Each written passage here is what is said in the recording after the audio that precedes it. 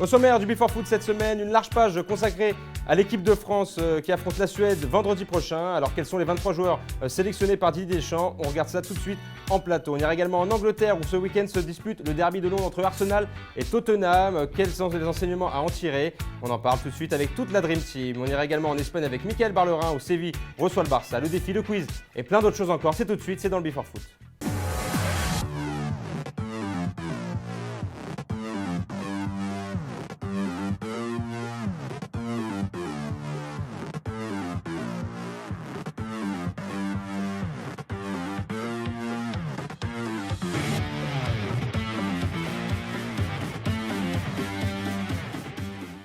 Bonjour à tous et bienvenue dans cette nouvelle édition du Before Foot. Émission exceptionnelle aujourd'hui, beaucoup de choses à voir et pour en parler, la Dream Team, les titulaires indiscutables de notre équipe, Lucas D'Angréo, Nico Dino et Michael Barlerin. Salut messieurs. Salut Benjamin. Et puis il nous fait l'honneur encore une fois d'être notre invité. C'est un peu le parrain de cette émission, le footballogue Stéphane Bitton. Bonjour Stéphane. Bonjour. Tout d'abord merci encore une fois d'avoir accepté notre invitation. Mais c'est toujours un plaisir. Et justement, la dernière fois vous vous rappelez un peu du défi qu'on avait fait ensemble? Bien sûr. Il y en aura un autre en fin d'émission, mais ce ne sera pas le même. Très Au bien. niveau des gens, on a pu voir un peu votre qualité footballistique, là ce sera autre chose. Très bien, parfait. On verra ça donc en fin d'émission. Et donc là, on rentre dans le vif du sujet, la Ligue 1, tout de suite, le jingle.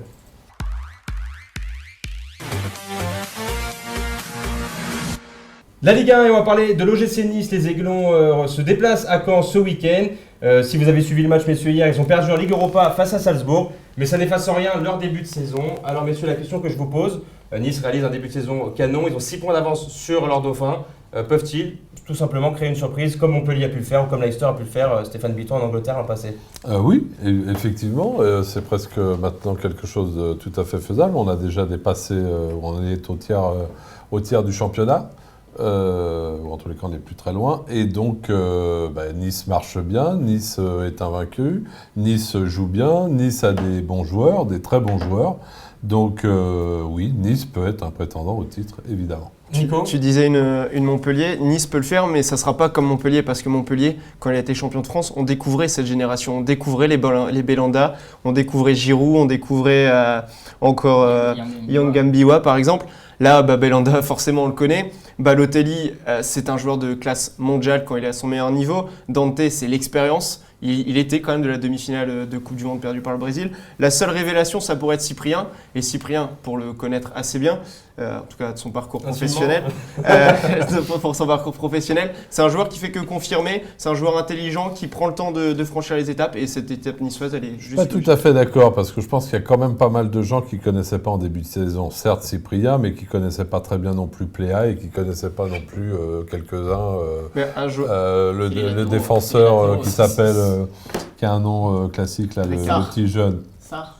Voilà, exactement. Les latéraux aussi. Et donc voilà, tout cela étaient des inconnus encore il y a quelques jours et sont en train de devenir... Et justement, si on parle purement de l'effectif avec Balotelli, Dante, et donc voilà des joueurs, des petits jeunes comme Alassane Pléa qui confirment, ça peut leur permettre, vous pensez, de rivaliser jusqu'au bout avec le PSG? Ils peuvent vraiment créer cette surprise? Je pense, oui. D'abord parce que le PSG n'est plus le PSG, déjà, en tous les cas pour l'instant, alors ça reviendra peut-être. Qu'est-ce qui leur manque justement au PSG? Tout, si on regarde par rapport à l'année dernière. Il leur manque un plan de jeu, un vrai schéma, et pas des changements finalement permanents, des allers-retours. Unai Emery a voulu changer de méthode, et puis il est revenu en arrière, et puis on ne sait pas s'il va recommencer, et puis il se balade, il n'a pas encore son milieu de terrain. Vous pensez que le PSG peut aller droit dans le mur en continuant comme ça? Droit dans le mur, c'est peut-être un peu fort, mais devra se battre jusqu'au bout, je pense, pour conserver son titre. Après, Oui. pour terminer sur Nice, quand on regarde la première position de Nice, elle n'est pas due qu'au fait que le PSG ait du mal, parce que c'est quand même 8 victoires pour 2 nuls, si je ne me trompe pas. Donc voilà, Nice est totalement légitime pour le moment dans Et sa puis, première place. on ne parle pas de Lucien Favre, qui est Justement, l'entraîneur, qui a pris la succession avec succès de Claude Puel, c'était pas forcément gagné. et qui avait fait du très bon travail à Mönchengladbach. Donc il les a ramenés alors qu'ils étaient, c'était une équipe, vous n'étiez pas né dans les années 70, qui était une des meilleures équipes d'Europe. Et puis ils se sont retrouvés tout en bas de la Bundesliga, et c'est Lucien Favre qui les a ramenés dans le haut du tableau. C'est un amoureux du beau jeu, et ça déteint aussi sur Nice. Mais en tout cas, ils joueront à Caen les Niçois. On regarde ensemble le tableau de cette 12e journée de Ligue 1. Dans le même temps, donc, il y a les Marseillais qui joueront dès ce vendredi à Montpellier pour tenter de marquer les premiers buts de l'OM sous l'ère Garcia, parce que 2-0-0 dans les 2 précédentes journées. Le PSG reçoit Rennes, Lyon reçoit Bastia et Nancy se déplacera à Monaco. L'actualité, messieurs, également cette semaine, c'est l'équipe de France. Didier Deschamps a dévoilé hier la liste des 23 joueurs qui affronteront la Suède en qualification, puis la Côte d'Ivoire en amical. Et dans cette liste, Lucas, y a-t-il des surprises déjà dans cette liste? Il y en a une grosse, c'est le Parisien Adrien Rabiot qui remplace Yohan Cabaye en milieu de terrain. Alors après, vous avez dit surprise, Benjamin. Surprise ou pas, ouais, tant il est bon vraiment avec le PSG, c'est pas plus compliqué que ça. Au milieu, il n'y a pas de Verratti, il n'est pas à son niveau, Thiago Motta non plus. C'est peut-être un des meilleurs malgré son faible temps de jeu, il joue bien, il joue droit, il va vers l'avant, il ose, il a pris de la maturité, on sent qu'il a pris une vraie maturité dans son jeu. Et moi la question c'est avec, si on prend Rabiot, Bakayoko et Tolisso qui était le milieu des espoirs encore il y a quelques mois, est-ce qu'on a ce vivier de milieu qui peut jouer avec l'équipe de France A? Moi c'est ça la question que je me pose, est-ce qu'on a ces 3 jeunes joueurs peuvent assumer Évidemment, mais avant il faudra déjà dégager ceux qui y sont et qui on veut des sont noms, là. Ceux qui sont qui sont actuellement dans le groupe sélectionné, qui n'auraient pas le niveau de l'être. Ben non, justement, c'est pour ça. Ah, Non, je pense que, bien sûr, rappelons quand même qu'à part Matuidi, tous les autres sont très jeunes. N'Golo Kanté, comment il s'appelle, Pogba, évidemment. Donc, la Rabiot, ce sera difficile. Ceux-là, ils sont là aussi pour un certain temps. Est-ce que Bakayoko Tolisso au niveau international? Moi, je pense oui. Oui, sans problème. Ça viendra à un moment ou à un autre. Tolisso, j'entends beaucoup de mal sur lui, mais moi, je trouve qu'à chaque fois, c'est un de ceux quand même qui... Est-ce que Tolisso peut s'imposer à un autre poste comme milieu de terrain en équipe de France? On a des soucis. Sidibé est en train de s'installer couloir droit, mais mine de rien, ses prestations... Je vois pas spécialement latéral. Si un jour il intègre l'équipe de France, ce sera plutôt au milieu de terrain. Mais il faudra vraiment une cascade de forfaits pour l'instant pour qu'il trouve sa place. Non, Rabiot, c'est pas une surprise. Rabiot, il était déjà dans les réservistes pour l'Euro. On savait que ça allait arriver très vite. Il joue dans le meilleur club français. Il est pas toujours titulaire, mais il va le devenir d'ici peu. Moi, je lui prévois un avenir immense à ce garçon. En tout cas, il a déjà, on l'a rappelé au niveau des stats, plus de 20 matchs de Ligue des Champions joués avec le PSG et surtout des matchs à très haut niveau. Il a tenu son rang à Madrid, il a tenu son rang à Stamford Bridge. Messieurs, oui, il peut largement, en cas de défaillance au milieu chez les Bleus, assumer ce rôle. J'ai même lancé une vanne, mais vous vous en rappellerez, on gardera l'enregistrement de cette émission. J'ai dit que ce sera le capitaine de l'équipe de France qui recevra la prochaine Coupe du Monde. Vous pensez? Oui. En tout cas, on suivra ça. Mika, tu voulais intervenir? Juste une petite chose, effectivement, Rabiot, on a déjà dit tout ce qu'il fallait dire, c'est pas une surprise, c'est sûr. Maintenant, moi j'ai plus de mal avec l'absence de Martial et de Laporte, que je ne comprends pas. Alors après C'est plus celle que Martial qui pose des questions. Martial sort d'un mois d'octobre catastrophique. Ça va pas bien collectivement à Manchester, ça va pas bien individuellement pour lui. Il a peut-être été pris un peu trop vite. Aujourd'hui, Pogba est sélectionné dans ces cas-là. Et ça mais Pogba reste. Je suis d'accord avec toi. C'est-à-dire que Martial, c'est pas du tout une surprise, effectivement. Individuellement, il met d'abord, plus un pied devant il n'a rien fait ou pas grand-chose en équipe de France. Il a été pris de façon trop précoce. Il fait partie des 2 déceptions. Mais c'est pas son euro raté qui fait que maintenant il est plus sélectionné en équipe de France. Ashley Young est repassé devant lui à Manchester United, ce qui était vraiment pas gagné pour lui en début de saison. Et voilà, sur le match à Liverpool, qui était le match principal où Manchester a à peu près proposé quelque chose de cohérent, Martial n'était même pas dans les plans de jeu de José Mourinho, donc c'est très compliqué pour l'instant en Angleterre. Justement, Lucas, le reste du groupe. Le reste du groupe, il y a plusieurs renseignements avec cette liste de Deschamps. On le voit là à l'écran. Areola toujours en gardien numéro 3. La jeunesse toujours avec les latéraux. Korchia, Sidibé à droite, Kurzawa, Digne à gauche. La surprise, Rami, toujours l'éternel Rami, il est là. Au milieu, pas de changement à part Rabiot, on vient d'en parler. Devant, donc, c'est Martial, le grand perdant du jour. Devant, il y avait un petit doute peut-être entre Lacazette et Gamero qui pour suppléer Griezmann et Giroud, ce sera finalement le Madrilène Gamero. Gamero, ouais. J'ai entendu que tu pensais que Laporte pourrait peut-être être présent, mais Didier Deschamps nous a habitués à des fois à faire passer un joueur qui l'appelle après, passer devant ceux qui étaient sur la première liste. Donc on n'est peut-être pas prêt de revoir tout de suite Rami sous le maillot des Bleus tant que la charnière Koscielny-Varane fonctionne. Et il peut très bien rappeler Laporte si un des deux était forfait à un moment, et Laporte passerait peut-être devant Rami. En tout cas, Martial absent, messieurs, de cette liste. Ce n'est pas le cas d'Olivier Giroud qui fait son retour dans le groupe France. Et justement, Olivier Giroud qui joue Arsenal. Tout de suite, on part en Angleterre avec Nico.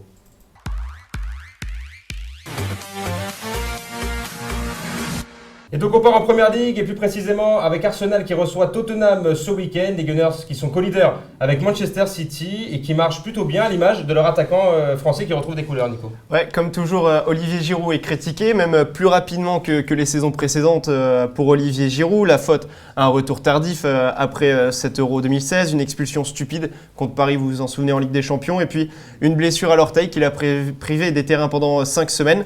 Dans le même temps, Sanchez et Walcott ont réalisé de très bonnes prestations dans l'axe du terrain. Mais voilà, Giroud Benjamin est revenu depuis un peu plus d'une semaine et demie. Une passe décisive pour son retour en Coupe de la Ligue contre Reading. Un doublé en moins de 20 minutes contre Sunderland alors qu'Arsenal était en difficulté. Puis une nouvelle réalisation cette semaine en Ligue des Champions face à Ludogorets. Arsenal s'apprête à affronter successivement Tottenham, Manchester United et Paris. Et Giroud semble bien parti pour retrouver sa place aux avant-postes. Et encore une fois, on pourrait parler du gros mental de Giroud qui lui permettent de retrouver cette position. Je crois que Mickaël n'est pas d'accord, il a des choses à dire. Pas vraiment, parce que Giroud toujours critiqué. Je pense qu'à un moment donné, il faut savoir à peu près de qui on parle. Déjà, je pense pas que vous le mettiez dans vos 5 meilleurs attaquants au monde. Giroud, depuis qu'il est arrivé à Arsenal, si tu veux réagir, Lucas, n'hésite pas. Je t'ai vu. Il est tout rouge, lui. Depuis qu'il est arrivé à Arsenal, c'est une quinzaine de buts par saison, 5-6 passes décisives. Là, tu me dis qu'il a mis un doublé effectivement contre le dernier de Première Ligue et un but contre une équipe bulgare. Clairement. Non, c'est sûr, il faut les mettre. Maintenant, je pense pas que même le jeu d'Arsenal n'est pas forcément façonné à son image. Plus de 57% de possession en général pour Arsenal par saison. Après, c'est le débat justement que l'on se pose depuis des années et Henri l'avait bien mis en avant. Est-ce que Arsenal peut être champion avec un attaquant? Et justement, c'était pour finir là-dessus.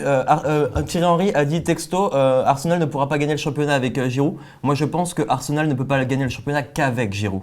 Et qu'il a besoin d'aide vraiment parce que, si vous regardez sur les dernières saisons, vous reprenez les champions et leurs buteurs ont mis tous plus de 20 buts. Mais c'est intéressant ce que dit Mickaël parce que le débat Giroud, ok, tu me disais il marque contre Sunderland, mais une semaine avant, Arsenal fait 0-0 contre Middlesbrough avec Sanchez et Walcott. Et on a vu un peu les limites de Sanchez et Walcott face à un jeu, on va dire, très britannique. Et là sur ce domaine-là, Giroud est très important à Arsenal. Donc est-ce que finalement, cette complémentarité-là, c'est pas Giroud face à ses blocs rugueux et puis Sanchez quand… Stéphane Bitton? Non, mais moi je trouve ces débats complètement… c'est comme dire que Paris Saint-Germain ne pouvait pas gagner avec Ibra. C'est-à-dire ce débat, qu'est-ce que vous voulez dire par là? Mais non, je veux dire que là, il n'y a pas débat. Il n'y a pas débat. C'est-à-dire qu'il faut plus se poser la question, est-ce qu'Arsenal tout court peut être champion d'Angleterre avec les et avec Giroud? Est-ce que selon vous, ils peuvent l'être avec Giroud? Mais évidemment. Compte tenu du fait, bien sûr, que cette année, les autres gros clubs sont plus en difficulté. Je pense surtout que les autres clubs sont quand même plus forts, tout simplement. Je pense que City a quand même de la marge largement, et on a vu encore face à Barcelone. On a vu Chelsea. Tottenham, c'est très costaud aussi, c'est un peu irrégulier, donc ça devrait encore passer à côté cette année. Mais là, il y a déjà… et Liverpool, sous la baguette de Klopp, est en train de faire quelque chose de bien. Il a réinstallé un projet de jeu. Donc, je pense que le problème n'est pas Giroud, le problème est Arsenal, voire Wenger, mais c'est peut-être pas le débat d'aujourd'hui. Peut-être celui de la semaine prochaine, en fonction du résultat. Tout dépendra si j'ai joué à ça ou pas. On verra ça la semaine prochaine. En attendant, donc, cette journée de Première Ligue et ce derby Arsenal-Tottenham. Avant de refermer cette page Première Ligue, messieurs, justement, tout de suite, c'est le quiz.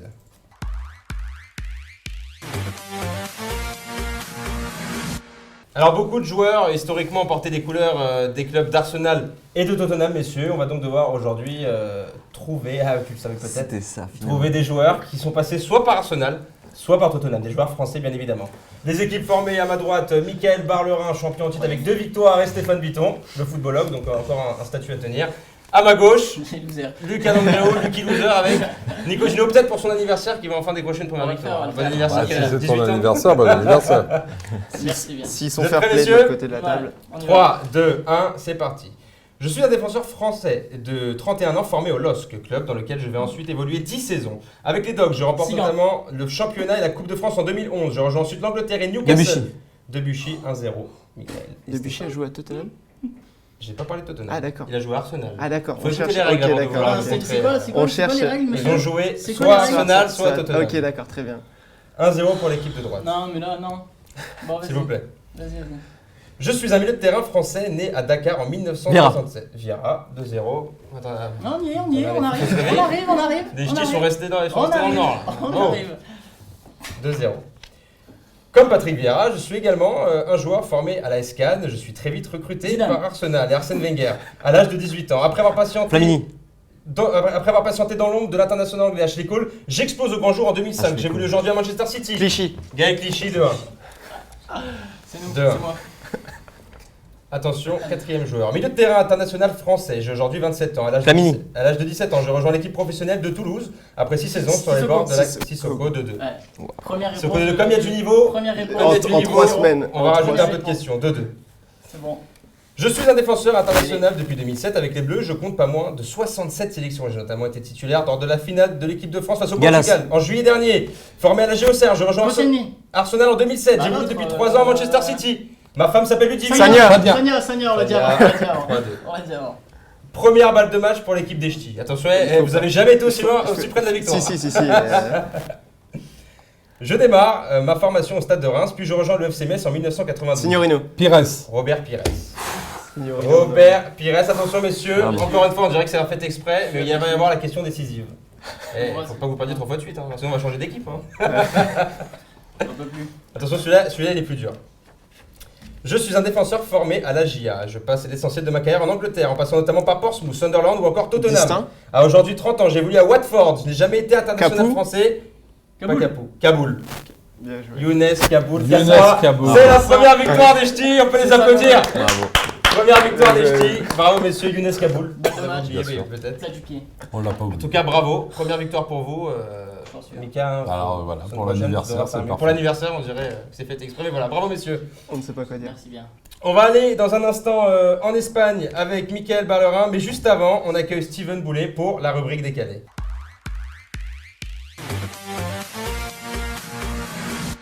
Salut notre petite pépite de la rédac. Bonjour, Steven messieurs. Boulet, bienvenue. Bonjour. Comment ça va? Moi, ça va très bien. En forme. Voilà, comme toujours. il y a eu beaucoup de beaux buts cette semaine. Je crois que tu nous as fait une petite sélection pour nous montrer des buts qu'on a peut-être moins vus. Ouais, il y a des belles images, hein. On a fait le tour, on a fait le tri et je peux vous dire qu'on va voyager hein, pour commencer les 3 plus beaux buts de la semaine. Et bien sûr, on va éviter la Ligue des Champions en direction le pays de la frite et de la bière. Match en Eupen et Lokeren, 13e journée de la Jupiler League. Et vous allez le voir, Mamadou Sylla est lancé dans la profondeur, le joueur de Lokeren.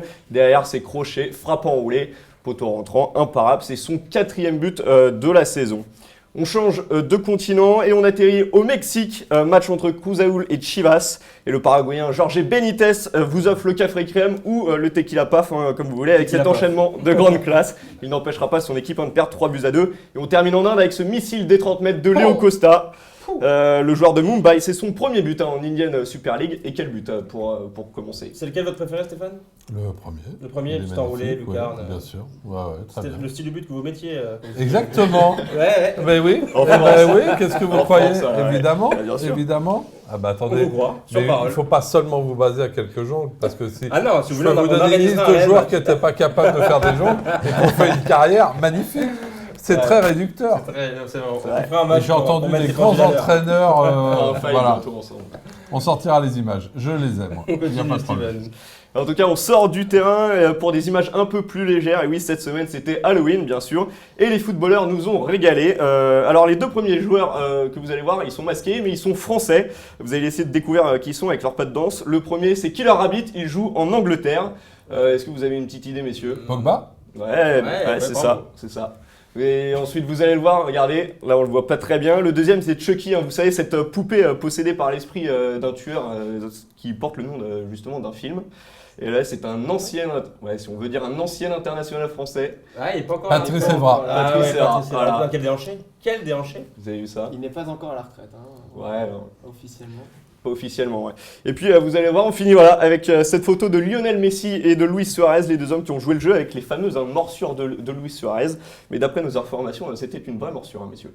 Ah bah, j'espère pas. Pour Lionel, hein. Il y avait aussi, je crois, Zizou qui a fait des siennes, le petit Zizou, le fils Zizou. Ah oui, mais alors ça, c'est pour la fin. Ah, c'est pour la le meilleur, fin. le meilleur pour la fin, Bien toujours. sûr, bien sûr. Alors, le meilleur pour la Alors, fin. on reste avec Suarez justement. Il nous montre que c'est bien sûr un très bon joueur de foot et pas seulement un cannibale. Regardez, c'était pour une publicité devant ses partenaires. Il va contrôler le ballon qui arrive à plus de 100 km/h. Et ça colle au pied, hein, vous le voyez. L'homme qui lance ce ballon est sur une grue et cette grue était l'équivalent d'un immeuble de 10 étages. Donc plutôt pas mal. Ça quoi. peut être Belle une des grue, idées de notre belle prochain grue. défi. Ça Une peut, des idées du prochain niveau défi. du 5e étage. Qui a l'idée de ces défis? Ah, c'est la régie, Ah bah c'est ça. c'est le réalisateur de l'émission qui est derrière. On le rencontrera C'est après. magnifique. Vous avez du matériel en tous les cas. à chaque fois, hein. C'est beau Et aussi. justement, pour terminer cette chronique, Benjamin, on reste en Espagne et à Madrid avec les U19 du Real. Et ça ne va pas fort pour Lucas Zidane, le gardien merengue. On se rappelle de sa bourde regardée sur ces images il y a quelques semaines face au Borussia Dortmund en Youth League. C'était sans gravité puisque son équipe avait gagné 5-0. Eh bien, le portier madrilène a récidivé cette semaine face au Legia Varsovie. On joue la 93e minute de jeu. Collector. Victoire quand même finale de Buts 1 du Real, mais Zidane qui collectionne un peu les boulettes. Donc ça ne va pas vraiment fort pour le fils de Zizou. Comment ça a pu faire 5-0 tout à l'heure Ça, puisque ça faisait 5-0. Ah. et- Ça faisait 5-0, ouais. Vous me Ah, vous rassurez. suivez, c'est bien. Et Justement, voilà, il s'est passé beaucoup de choses encore sur la planète foot, mais il a fallu Et se il y faire en des aura choix. encore la semaine Mais il y en prochaine, on aura fera encore de nouveaux et choix. encore et encore. merci Steven Boulet. Justement, en Espagne, on y reste parce que ce Je ne sais week-end. pas le ton de cette émission s'il faut tacler. Ah, on peut je vais tacler. mettre. Ah bah ouais, d'accord. Francis Yasser. Ah bah C'est très du bien. Francis Yasser Alors on au va se PSG. lâcher. On Très peut bien. tacler, on peut tout faire. Parfait. Moi je venais Dis-moi service. comme un invité sérieux dans une émission sérieuse, mais je vois que Un peu de on peut y aller. sérieux, en décalé. Ah, alors on va être très décalé. Ça marche. Et justement, avec Steven et Mika, on reste en Espagne. Ce week-end en Liga, une grosse journée. Le Barça se déplace à Séville. Justement, Séville qui a gagné tous ses matchs à domicile cette saison. C'est tellement facile. Le Barça qui a gagné tous ses matchs. Non, le Séville, pardon, qui a gagné tous ses matchs à domicile Ah, cette ça saison. vous perturbe. Enfin, on y Et leur arrive. dernière défaite date justement. Elle date de quand? De qui? De Séville? Elle date de la défaite en Supercoupe face au Barça à domicile. J'étais au Mika. stade. Moi aussi. Eh ben, oui. Et on s'est pas vu. J'y étais. Mais Mika. effectivement, ce sera le choc de cette journée en Liga. Pardon. Dimanche soir, le FC Séville qui reçoit le Barça, qui reste sur 7 matchs sans défaite. Le Barça, par contre, qui a 3 absents majeurs, qui sont Iniesta, Alba et Piqué. Ça va être un gros choc, mais surtout, je voulais revenir un petit peu sur Séville, les triples champions d'Europe qui investissent beaucoup ces dernières années en Ligue 1. Et justement, Monsieur Biton, je voulais vous demander, Mbia, Gamero, Krikoviak, des exemples, on en a à l'appel. Comment se fait-il que les joueurs qui vont chercher en Ligue 1 sont encore meilleurs dans leur équipe que justement dans notre championnat national? Bah, je pense que c'est le jeu pratiqué, tout simplement. C'est un jeu beaucoup plus ouvert que ce qui se fait en Ligue 1. En Espagne, il arrive qu'on perde des matchs 5-3 ou 4-2, ou ce qu'on ne voit pas en Ligue 1. On voit Marseille, on parle de renouveau, 0 but inscrit, tout le monde est déjà prêt à descendre sur la canebière. Ça prouve le décalage qu'il y a entre... Voilà. Puis Sampaoli est un entraîneur qui aime le beau jeu, qui aime les phases offensives, et donc tout le monde se régale, évidemment, et même quand il y a défaite, il y a but. Donc c'est bien pour tout le monde. Et au niveau des joueurs français, donc pour rebondir un peu sur la question de Mika, que ce soit Nzonzi, Kolopianka, il y a eu Tremolinas, Gamero, ils ont tous réussi là-bas, on a l'impression, Ouais. alors qu'en France, Et Nasri est en train aussi... Nasri est en train justement de retrouver bien des sûr. couleurs avec Séville. Tout Vous à fait. pensez que le style de jeu ou c'est aussi, voilà, il y a un problème en France, les joueurs ne... Je pense que la pression aussi n'est pas la même. C'est assez loin des deux grandes villes espagnoles où la pression est plus forte évidemment que sont Madrid et Barcelone. Et puis c'est loin de la France et donc c'est l'endroit idéal, je crois, pour se refaire une santé footballistique. La preuve, c'est que ça fonctionne et ça fonctionne sur plusieurs années, donc c'est plus le hasard. En tout cas, ce sera un match très dur pour les Barcelonais à Sanchez-Pizjuán. Dans le même temps, Ah, très dur, ouais. je très pense. dur, ouais. L'Atlético Madrid se déplace à la Real Sociedad et le Real Madrid accueille l'Uliganes. Donc, danger pour les Barcelonais qui ferait bien de l'emporter pour pas être aussi ainsi. pour l'Athletic, il se déplace à la Sociedad, Exactement. qui est quand C'est même un compliqué. sacré morceau. C'est compliqué cette saison pour l'Atlético Madrid qui a déjà encaissé quand même 6 buts en 10 matchs sur les Et puis qui a été 3-4 dernières saisons. le grand perdant de la dernière journée, puisque même si les autres n'ont fait que match nul, eux ont perdu. Mais je pense que ça Exactement. va quand même rester une affaire à 3 pendant encore longtemps. Et selon les semaines, selon les déplacements, selon l'adversaire, une semaine, un va perdre, va penser que c'est gagné, puis la semaine d'après, c'est l'autre qui revient. Ça va rester comme ça, à mon avis, assez longtemps. En tout cas, ce sera un week-end très chaud à suivre partout en Europe. Le Before Foot touche bientôt à sa fin, mais juste avant, c'est la rubrique que vous attendez tous, et notamment Stéphane Biton, c'est le défi de l'invité.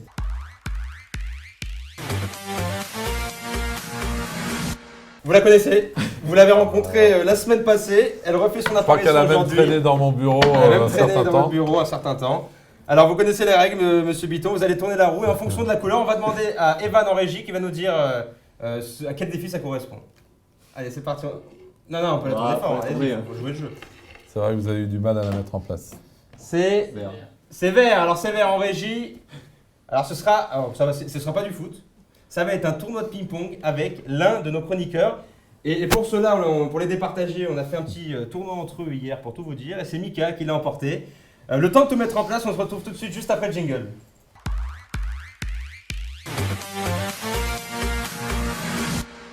C'est parti messieurs, match en 3 points entre Stéphane Bitton et Mickaël. 3, 2, Je tiens à préciser que n'ayant jamais joué à ce jeu-là, là au moins j'ai une pas de excuse pression. toute faite. Vous êtes l'outsider. Zéro pression. Je sais même pas si mon service va passer. Oh, Vous voyez? alors c'est Mika qui va engager, 0-0. Ce qui est normal. Oh 1-0 Stéphane Bitton, tu fais tous les services Mika. Merci Mika. Tu auras une meilleure note sur tes... Un partout. 2-1, première balle de match, attention, première balle de match pour Mika. Il est gentil Mika. Et c'est terminé, victoire. Bon ça va. Point de Ça va, Mickaël ça Barlera. va. Merci. Merci. Stéphane Bitton. C'est toujours un plaisir. C'est la fin de ce Before Foot. Merci à tous de nous avoir suivis. Pas d'émission la semaine prochaine. Trêve internationale oblige. Merci à vous Stéphane Bitton. C'est toujours un plaisir. Et on espère vous retrouver très vite avec nous en plateau. Mais bien sûr. Si vous voulez parler foot, c'est Before Foot. Vous pouvez retrouver toutes ces émissions sur YouTube et sur Facebook. Et à la semaine prochaine. Salut les gars. Ciao ciao.